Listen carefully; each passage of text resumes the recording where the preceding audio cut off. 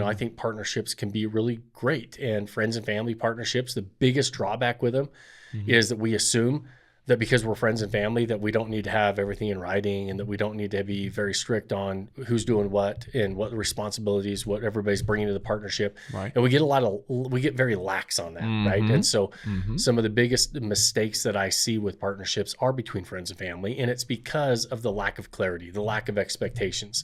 And we just assume that everybody's on the same page because we're such good friends and we're family and we know each other. Right. And that's not the case when it comes to investments many times. And so, but some of the best partnerships you can have that I've ever had are with my closest friends, family members.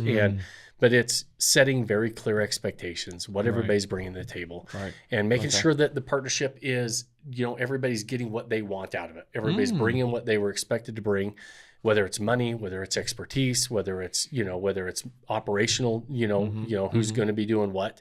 When you set those expectations on the front end, it can lead to a really good partnership. And it has to be in writing, right? Put everything down in writing. Assume that you're not best friends. Assume that you're not close family members. And the better the contract, the better the partnership is. And the more detailed the contract, the more detailed the expectations, the better that the partnership's going to be, because you're not leaving anything up to interpretation. Right. And the biggest mistakes that friends and family make is we leave too much to interpretation because we assume we're always going to be on the same page. Right. And we're not. And that's when you hear of partnerships going bad. And it's when you hear of relationships going bad. And I promise you, there is no real estate deal that is worth ruining a relationship over. And unfortunately, it happens on a regular basis. And it's just not worth it. Yeah. And it's not, so being very clear on the front end is what makes a really good partnership. Crucial. Right? It's crucial. Okay, so is this like a legal document you're going to get a lawyer to draw up, or is this something that you can make a Google Doc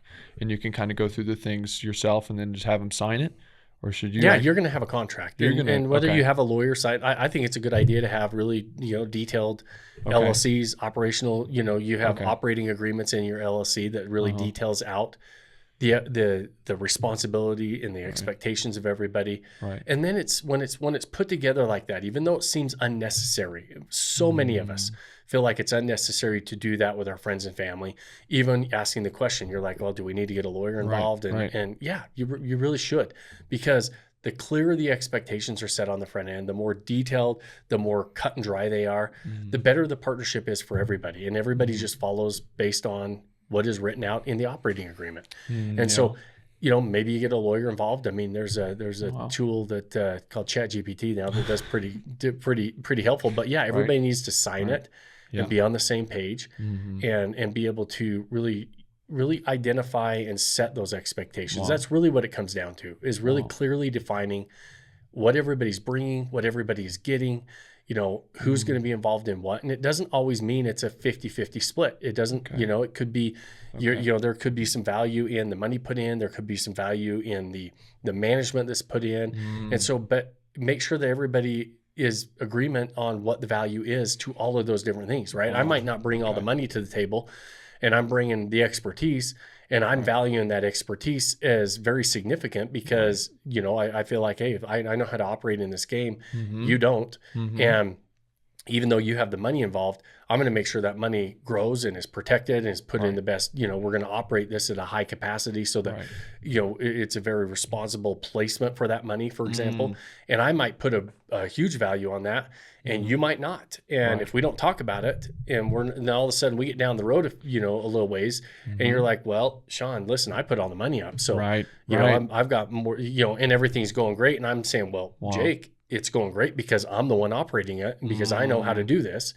And we all of a sudden start to become at odds a little bit. And because we didn't value each other's inputs as much as maybe we should have at the beginning. And if we would have known that at the beginning, maybe we didn't go into, maybe if you would have told me, hey, listen, I'm putting all the money up. I'm the key player here. And the knowledge and expertise you have, I'm not putting a lot of value on that. If I would have known that in the very beginning, maybe I wouldn't have done the deal. Right. And vice versa. Right. And so, it's understanding everything in the beginning, because I think that when we don't have the conversations and we don't want to, set clear expectations, or and everybody's on a little bit different page, we assume when we're best friends and we assume when we're family members that we're always on the same page. That's not the case. Yeah. Wow, I really was not expecting you to say that. I really thought you were going to say this is more like a handshake thing. You just kind of talk about it. So No. I'm really happy I asked that question. Okay, that's really good to know.